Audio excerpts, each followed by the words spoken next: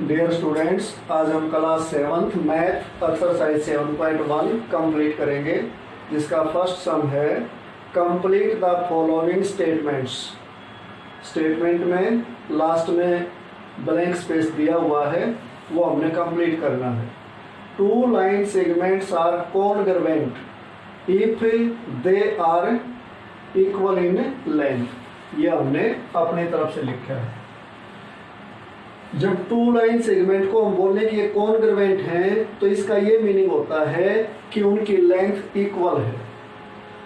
Among two congruent angles, two congruent angle में से one has a measure of 70 degree, एक का major 70 degree है।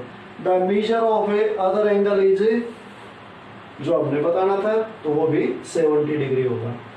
कॉन्ग्रुएंस बोलो या कॉन्ग्रुएंट बोलो स्टूडेंट्स, इसका मीनिंग क्या होता है? इसका मीनिंग होता है सेम शेप की कोई भी दो या दो से ज्यादा चीजें, उनको हम बोलते हैं कॉन्ग्रुएंट। जो एक फिगर दूसरी फिगर को कंप्लीटली कवर कर ले, तो वो आपस में कॉन्ग्रुएंट होती हैं। C part, when we write angle A equal to angle B, we actually mean measure of angle A equal to measure of a angle B। हमें जो ये लिखते हैं ना angle A equal to angle B, इसका actual में meaning ये है कि measure of angle A equal to measure of angle B। Second है give any two real life examples for congruent shapes। Congruent shape के रियल लाइफ से two example लेने हैं। जैसे फर्स्ट एग्जांपल मैंने लिखा है playing cards of A same packet. Same packet के अगर हम टू प्लेइंग कार्ड्स लेंगे तो वो हमें बोल सकते हैं कि वो कॉन्ग्रुएंट है। कैसे? जैसे ये हमने टू प्लेइंग कार्ड्स लिए, अब इसमें ये हमने इसके ऊपर रखा तो नीचे वाला बिल्कुल दिखाई देना बंद हो गया। फिर उसको नीचे वाले को इसके ऊपर रखा तो वो दिखाई देना बंद हो गया। यानी कि दोनों का शेप बिल्कुल सेम होना चाहिए। अब कवर तो अगर हम इससे बड़ा कोई ले लेंगे तो वो इसको कवर कर देगा, लेकिन फिर उसको नीचे करेंगे तो ये तो उसको कवर नहीं कर पाएगा ना। तो इसलिए कॉन्ग्रुएंट फिगर वो होती हैं जो शेप में बिल्कुल सेम हो। और वो कब हो सकता है? जब वो सेम पैकेट के होंगे। अगर प्लेइंग कार्ड आप अलग पैकेट के लोगे तो इससे बड़े या छोटे हो सकते हैं।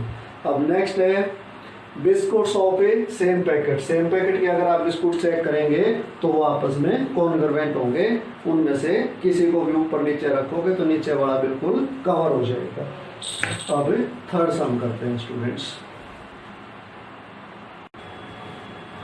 थर्ड सम है students, if A triangle ABC congruence triangle FED under the correspondence ABC equal FED।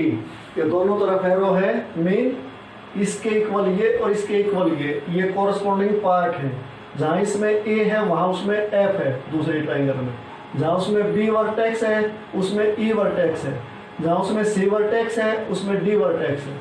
Right all the corresponding parts of the triangles. Triangle के सभी कोरस्पॉन्डिंग जो पार्ट्स हैं वो हमने लिखने हैं। तो स्टूडेंट सबसे पहले इनकी फिगर ड्रा करना। ट्राइंगल ए बी सी, फिर है ट्राइंगल FED। तो इसमें जहाँ मैंने ए लिखा था तो इसका कहाँ लिखेंगे? FED। ये दोनों कॉन्ग्रुएंट ट्राइंगल है, तो इनके कोरस्पॉन्डिंग पार्ट्स बताने हैं हमने कौन कौन से हैं। Their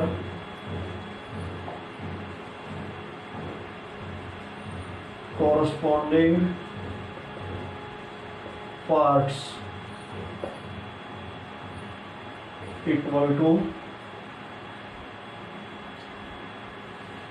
ये लाइन सेगमेंट है AB line segment equal to FE line segment, इसके इक्वल ये BC line segment BC equal to ED। जो ये ऊपर लाइन लगाई इसका मीनिंग होता है लाइन सेगमेंट। अब इसमें ए सी लेते हैं, line segment A C equal to कौन सी होगी, एफ डी। लाइन सेगमेंट तो ये इक्वल होगी इसमें। अब जो कॉन्कर्वेंस ट्राइंगल होते हैं उनके सभी जो साइड्स हैं वो इक्वल होती हैं और सभी एंगल भी इक्वल होते हैं। Measure of angle A equal to measure of angle F. जहां इसमें ए है इसमें कौन सा है, F. Measure of angle B equal to measure of angle E, इसमें ई है।